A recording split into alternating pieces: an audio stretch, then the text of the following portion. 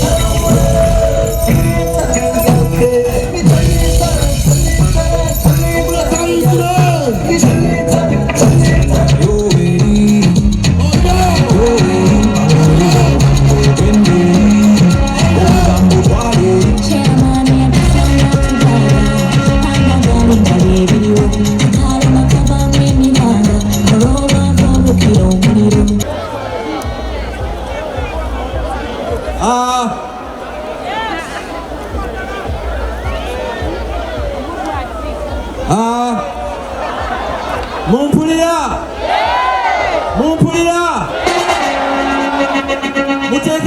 mutekako ezimere wa pastor ezimere ku church yo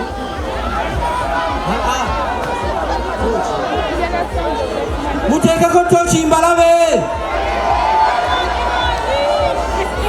mukoloze simu tubalabe mukoloze simu tubalabe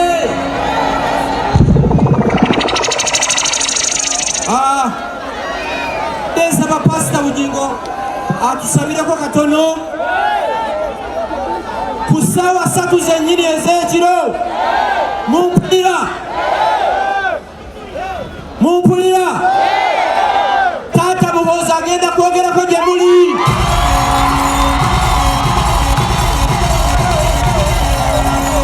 mumpulire kusawa satu zenyini Semarungu Ninyeshe dali aina Natamekwa Agenda kuogera kwa jamii Ulindemu wakawe Agenda kuogera yeye nyini Seba pasa Bugingo Kikuagara nyoshe kisoka Yesu atusabira naffe tukusabira sebo tubadde tusaba osabire kubonoonya abali wano sebo pastor Bugingo webale tusabira obutono kubanga mwaze obudde tulina butono kuba mwaze kukyakala sibe kiri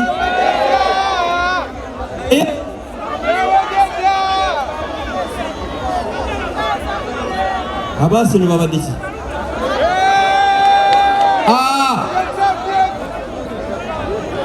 They said this day will never come Baga mancho lunaku luno teruberawo Katonda abaswazizza emyaka 7 emabega ne national IDs olwenda bikaya manya gaabwe ne tulwana olutalo tewali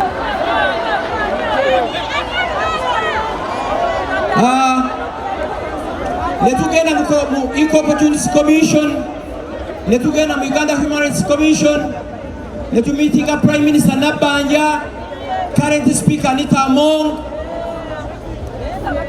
nga bonna batugamba nti tebalina buyambi bwaffe. Ne tucontemplatinga n'okugenda mu kooti paka lwe twasanga akakiiko kengendo banjulira tuwandiikire omukulembeze w'eggwanga. Twamuwandiikira mu nnaku nnya n'atuddamu. Ekyo mukikubire mu ngalo. Pulezidenti w'eggwanga afuna ebbaluwa esoba mu 1000 mu lunaku lumu, ne bw'abanga eyaffe yagiddamu muli bamukisa mwenna abali wano.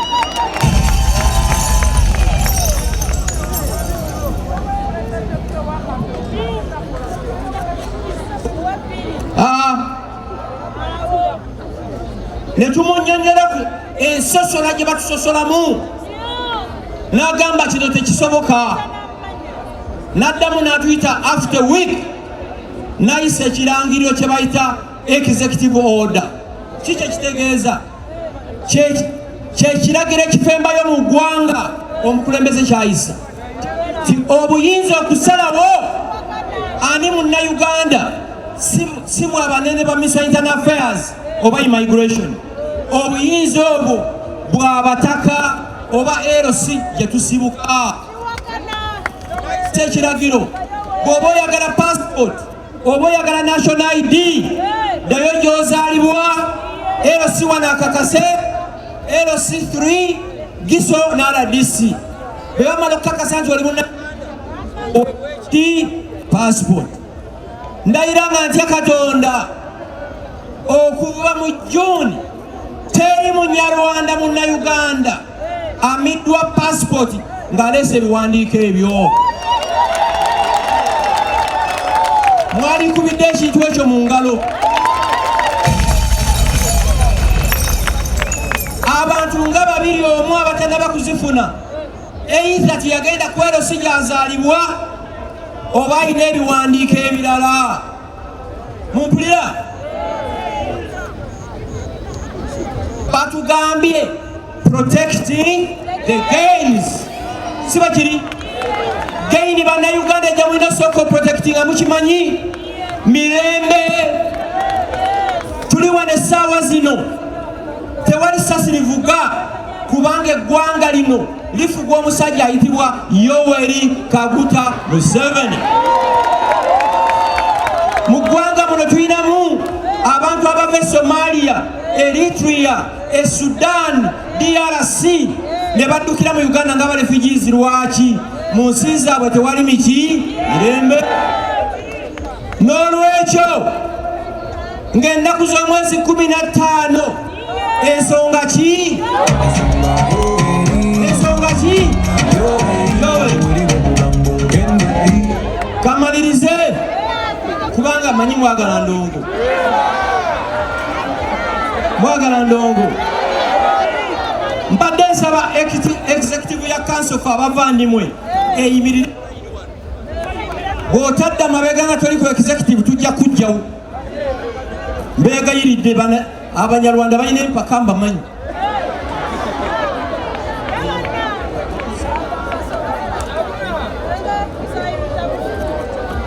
Nga tibannaba kwogera omunyarwanda waliwo abajega b'endaba nga bagamba nti abanyarwanda muti mulutandike tujja dumaliriza.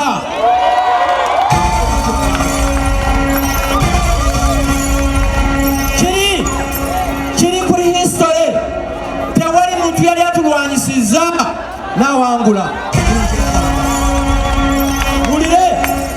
Mukuume eddembe temwetaba muki mufujjo. Olunaku lw'okulonda keera ku makya genda olonde ddayo awaka. Ku ssaawa 11 ddayo olabe gw'olonze apafominza atya. nyina bempulira bagamba mbukanoonye kalonde kakuume mbwebakabba kakole ki Kyagulanyi ne bakebangize zimwe mumpulira omusajja Museveni gwe bazanyisa yaleeta emirembe Somalia, Congo, South Sudan, Central African Republic. Oba aleeta eddembe mwezi ensi alemu atya n'akulabye Kasubi najja n'akumbi oba Emagere nga sinaba kumaliriza.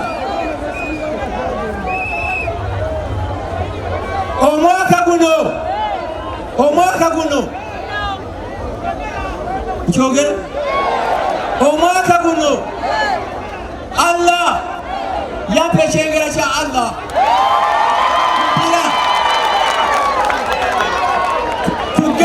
kugaini ezimu zenyina okuprotectinga ne malayika ali wano. Malayika yimirirako bawubire ku ngalo, bayimirireko obawubire ku ngalo. Beereyo mukava wano ndabawa b'emitima emibi okumanya tuli mu buli kifundi kyonna. Within 3 minutes ngenda bawa abantu 3 oba 4 buli omu ng'ava mu kitundu ekye ayogera oluteso aswikinge mu luki kikyatubalaga nti we are everywhere. Tulinganga MTN neki nga sinaba bayita baganda bange executive